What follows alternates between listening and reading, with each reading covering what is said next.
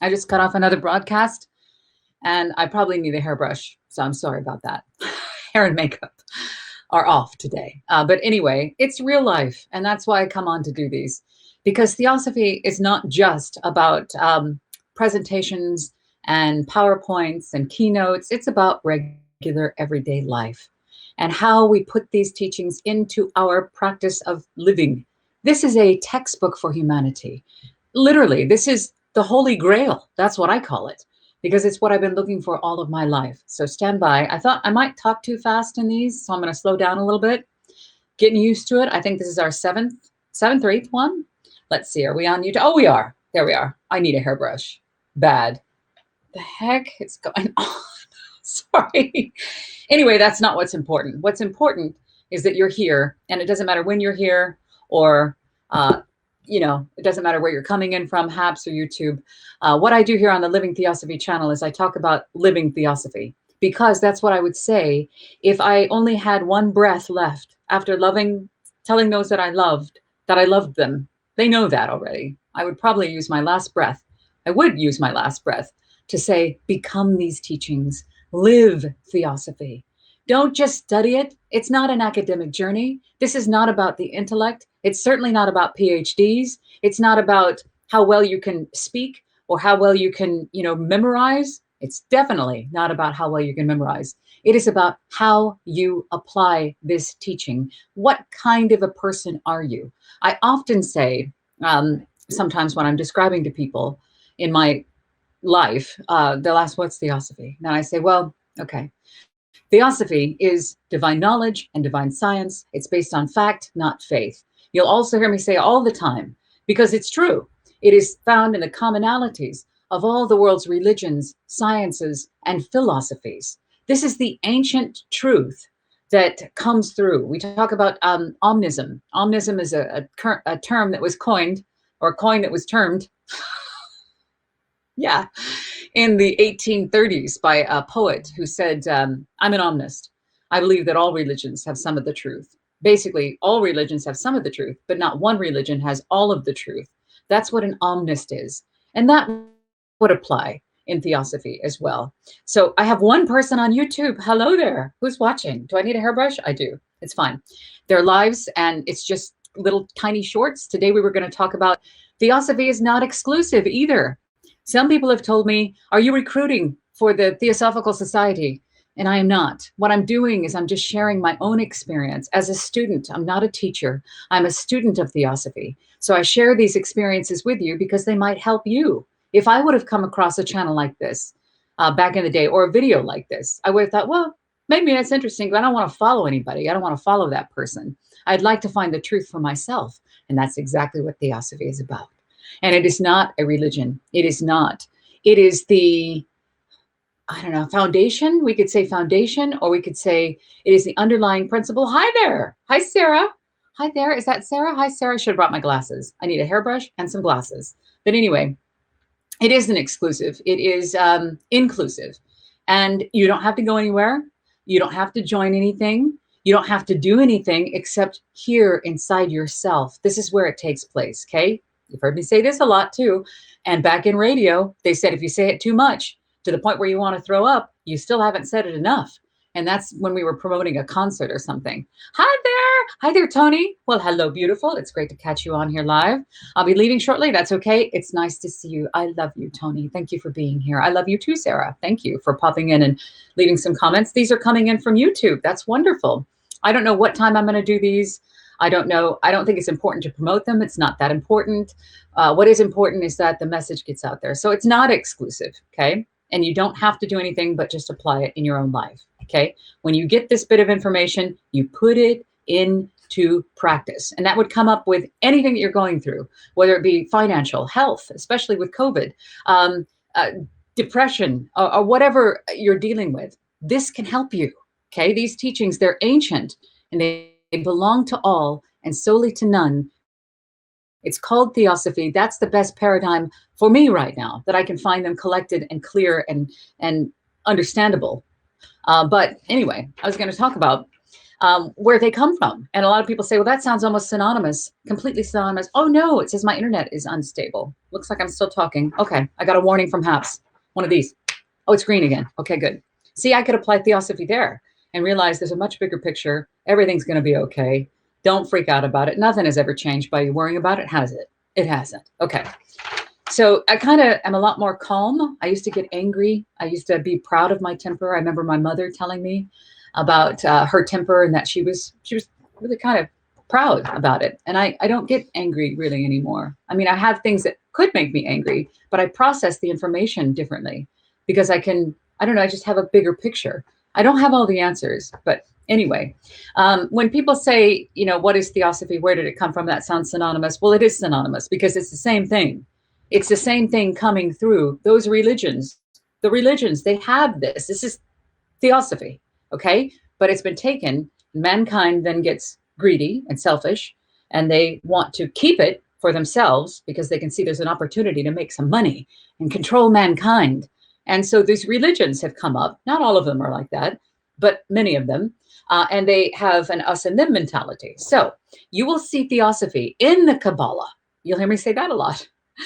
In the Jewish mysticism, you'll see it in alchemy, where the alchemists were talking about the transmutation into gold. So it's very allegorical of taking the physical and going to the gold, which is the spiritual self. So that's what they were doing. They were trying to keep the churches quiet, saying they're going to make gold, material wealth, when they were really, look at the symbols, practicing this ancient truth. Okay, we have the alchemists. We also have Pythagoras, Plato, Alexandrian philosophy, the Upanishads, the Vedas. You'll see it in the Vedas. You'll see it in the Bhagavad Gita. In the Bhagavad Gita, one of my favorite things to say is when I first had a chance to read that, it was through William Q. Judge that I read the Bhagavad Gita. And I believe he explained it. You are wonderful. I appreciate you. Thank you, Joe. I love you. I'm glad that you're here. Thank you. I'm just doing these little shorts. They're impromptu. They're kind of, I'm just sitting down in between editing and my work. Weekends are busiest for me. They're really busy. Anyway, what was I saying? I was talking about the Bhagavad Gita. Yes. Krishna and Arjuna, very clearly, the higher self and the lower self. When these religious texts come through, we think we understand what they mean. And unfortunately, humans have taken them literally. Many of them are parables and allegories, like the myths and legends of mankind. Let's look at them. They're talking to you to give you this wisdom, this knowledge, so you can navigate through life. Don't take it so literally. These are not actual... I don't want to get into that. I don't want to get into slamming anything, but it is not... The Garden of Eden is symbolical. Let's go there, okay? All of that is symbolical. Read it with your heart, not your mind. And no one can really speak for God, but there's so much more to you as a human being. There's so much more to you than we possibly know right now. But anyway, okay, the Bhagavad Gita, higher self, lower self, Krishna, Arjuna. Okay, you can see that in man and God. Man is your lower self. God is your higher self. You are of this. Where's your energy from? Hi, Lyndon. Lyndon is a very dear friend that we met on this channel, and I am digressing. Lyndon is, he was one of the first, he came in to watch the William Walker Atkinson books that I recorded on this channel. That's how this channel was born, that was my introduction to Theosophy. It was the 14 lessons in Yogi philosophy and Oriental occultism. It was 14 lessons in Oriental occultism and Yogi philosophy. But anyway, it's on this channel because it's so powerful. I thought I need to give these teachings a voice. This 120-year-old book, almost, not quite, 115-year-old book, was pointing towards light on the path, which led then to Theosophy. And that was William Walker Atkinson, who wrote as Yogi Ramacharaka. And he also wrote the Kabbalion. So anyway, these texts are like little signposts that point you back where you need to go. Lyndon came in and commented on those videos and mentioned these audiobooks that are on this channel for free. So you can go look at them and listen to them. Listen to them over and over again. I will say, if you're going to listen to the Yogi Ramacharaka books, please put it on 75% because I'm reading way too fast. I started reading them in 2013, 2014, and I was reading them like a radio commercial. So I edited out all my breaths. I'm human. I'm sorry. Please listen to them at 75% and they'll make a lot more sense. You're unstoppable and wonderful. I don't know if it's wonderful, but let's go. We were talking about the Kabbalah, Lyndon, and we were talking about the Tao. We had a recent presentation from Petra Meyer. Unbelievable. Here she is, the president of the Blavatsky Lodge, sharing about the wisdom of the Tao, this Chinese ancient same source. It is the force. May the force be with you. It is truly the force, and it is all the same. And when used correctly, it can change your world. It will change your world. You recognize who you truly are, where you're going, why you're here, what we're doing afterwards, what happens after death. All of that is explained. Okay, so we have it in the Tao. You can see it exactly synonymous. You have Lao Tzu, Krishna, Christ, Buddha, all of them. They're all saying the same thing. They are all saying the same thing. Okay. The Vedas, the Upanishads, Rumi, one of my favorite ones to do, the Sufi Poet Rumi. We have Islam there. He is totally telling you the exact same thing. He is saying the exact same thing. You'll recognize it when you start to get into it. So the Sufi poet Rumi, the Native Americans understood the value of nature. It isn't just a pagan thing, but pagan is very accurate, very accurate. Nature is the church.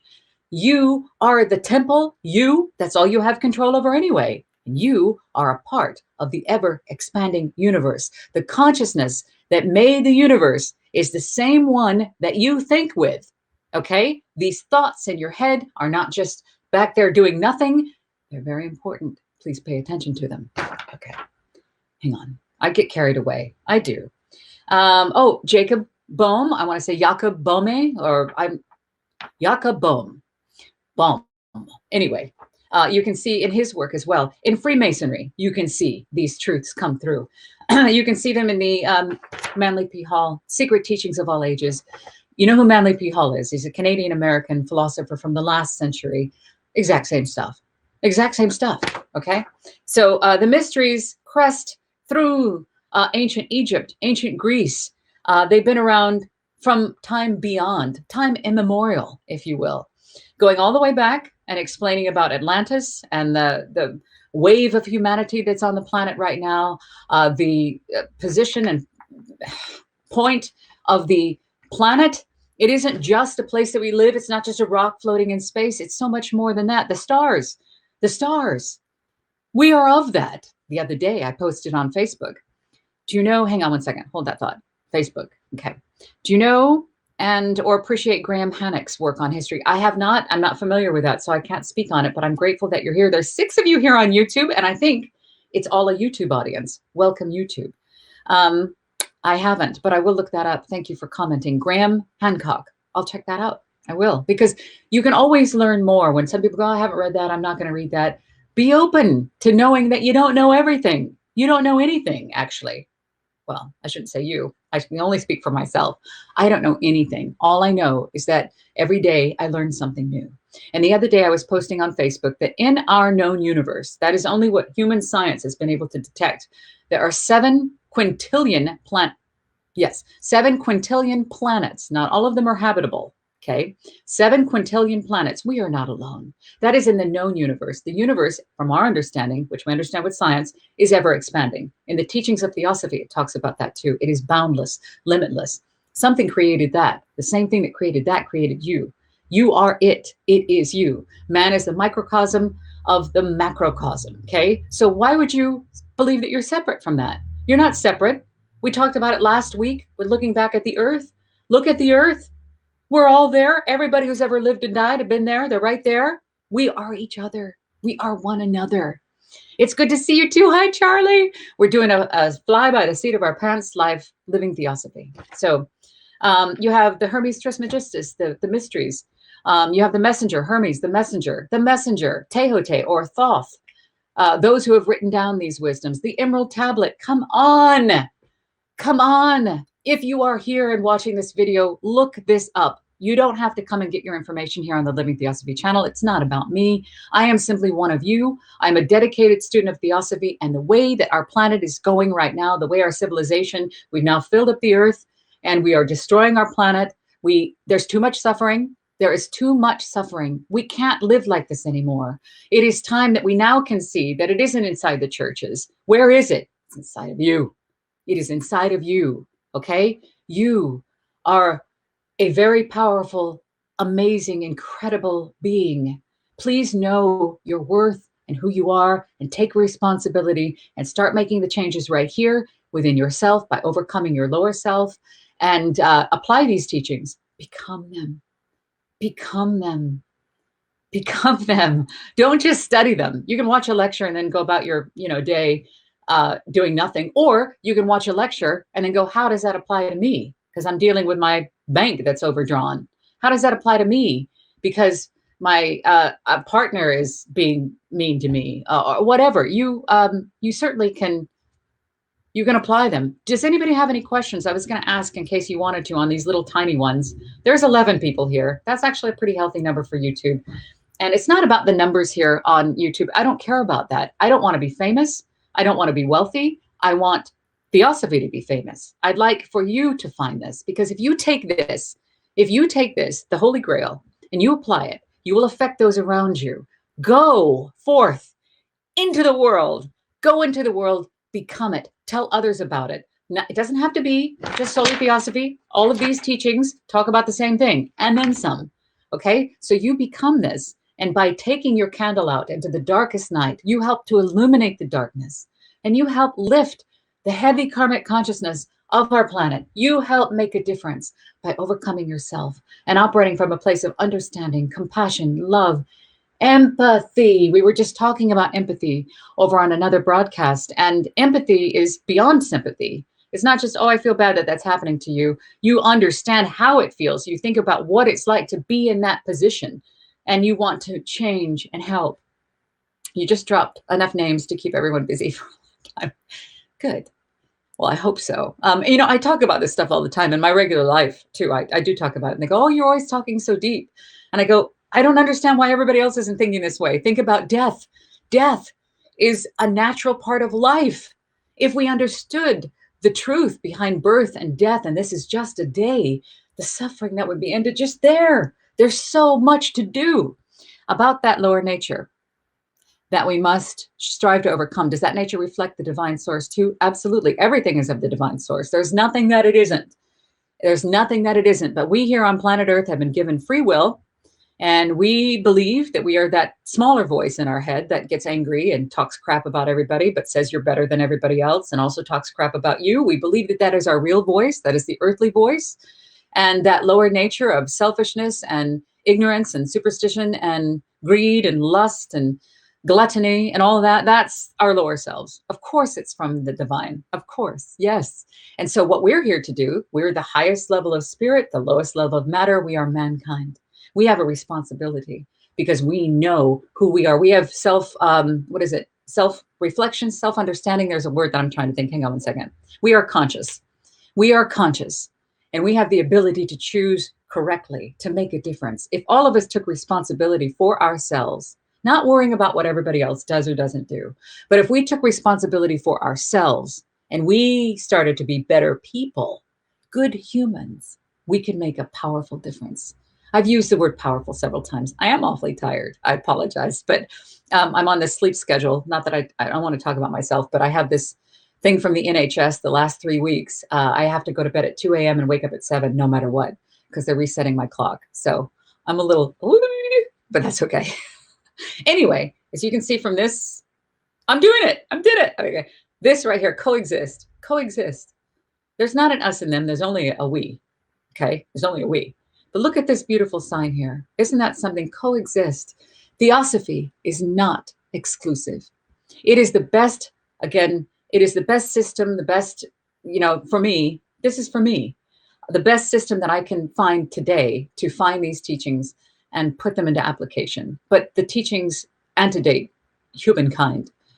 They are instructions from the divine.